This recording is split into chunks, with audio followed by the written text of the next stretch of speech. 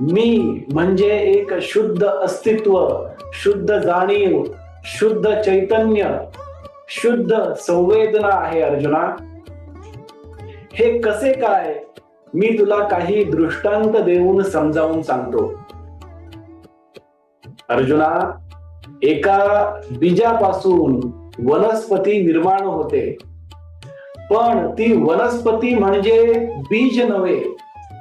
त्याचप्रमाणे माझ्यापासून, माझ्या सावलीपासून ही माया, प्रकृती, सृष्टी, विश्व, या विश्वातील प्रत्येक सजीव आणि निर्जीव वस्तू, प्राणी, जीव निर्मित झालेले आहेत. पण ही सृष्टी म्हणजे मी नव्हे अर्जुना. मी ह्या सृष्टीच्या म्हणजेच त्रिगुणांच्या पलीकडे आहे. आकाशातून पाऊस पडतो, पण आकाश म्हणजे पाऊस नव्हे. त्याचप्रमाणे